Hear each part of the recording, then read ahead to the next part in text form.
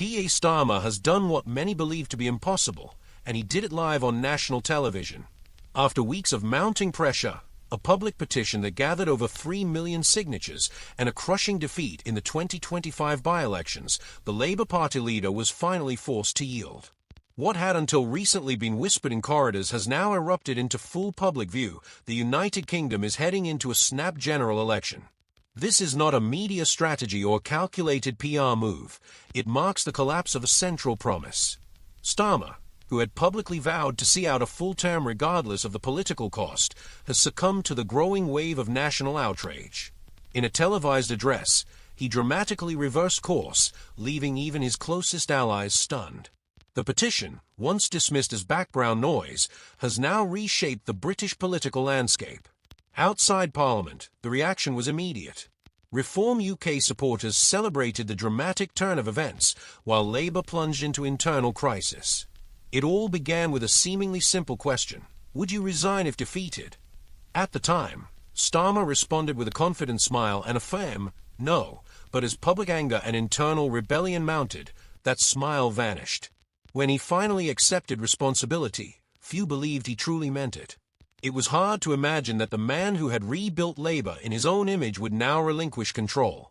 Yet after a historic collapse in the 2025 local elections, where Labour lost dozens of councils and Reform UK made sweeping gains, Starmer appeared before the press visibly shaken, pale, tense, and with a cracking voice. He announced that the country deserved a fresh choice. To some, it sounded like humility. To most, it reeked of desperation. For months, the Labour leader ignored the warnings. The petition, signed by millions, was labelled a stunt. But within the party, fear was spreading fast. Polling numbers collapsed, and among working-class voters, the sentiment was not just one of neglect, but of betrayal. Just 6 months ago, political commentators predicted a clear path to Downing Street.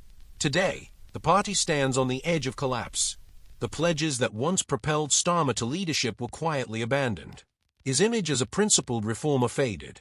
As inflation continued to bite and public services deteriorated, his promises on education, health, and housing went unfulfilled. Tuition fees remained, housing costs soared, and NHS strikes exposed a system on the brink.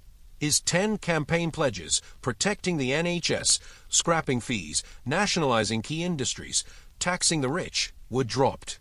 Nationalization was deemed too expensive, taxing the wealthy too ideological. Within the party, even Starmer's most loyal supporters began to voice their disappointment, watching as he shifted towards a more cautious, calculated centrism.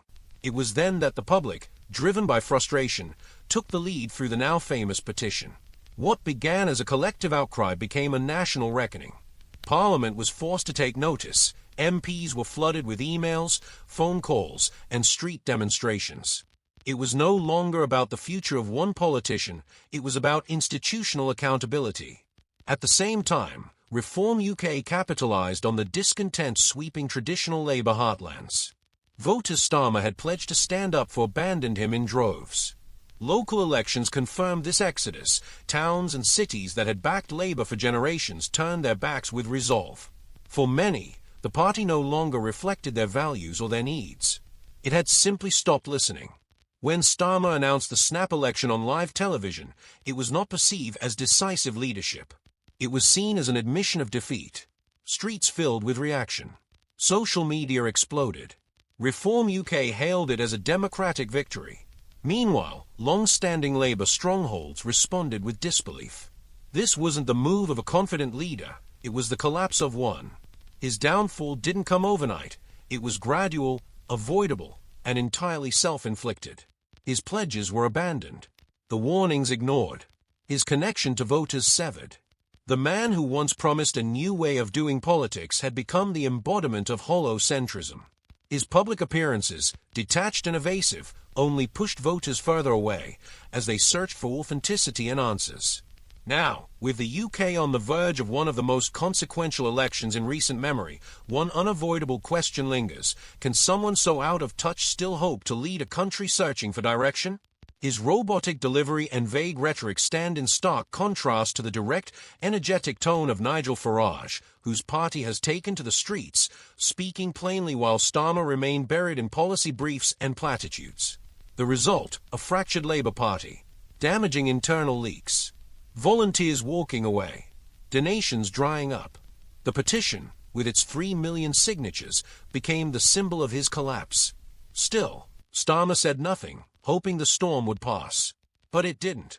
Eventually, in a primetime broadcast, he reappeared, eyes weary, voice strained, and announced he would go to the people. But few saw this as an act of courage. Most viewed it as the inevitable conclusion of months of paralysis and denial. Today, Britain stands on the brink of one of its most unpredictable elections in decades. Labour is fragmented, Reform UK is emboldened, and the electorate is deeply disillusioned. Starmer promised integrity and principle. What he delivered was deflection and disappointment. The question now is not whether he can lead Britain, but whether he can survive the very election he was forced to call. And across the nation, something deeper is shifting. Apathy has given way to anger. Disillusionment has turned into momentum. In working-class communities long neglected and politically abandoned, a new voice is rising, not from Parliament, but from the people themselves. They are no longer willing to be ignored. They are mobilizing with renewed purpose. For the first time in years, British politics is not simply being observed, it is being challenged from the ground up. And the man who once positioned himself as a beacon of hope has now come to symbolize everything voters are ready to leave behind. Don't forget to leave a like, share your thoughts in the comments, and subscribe to the channel. See you in the next video.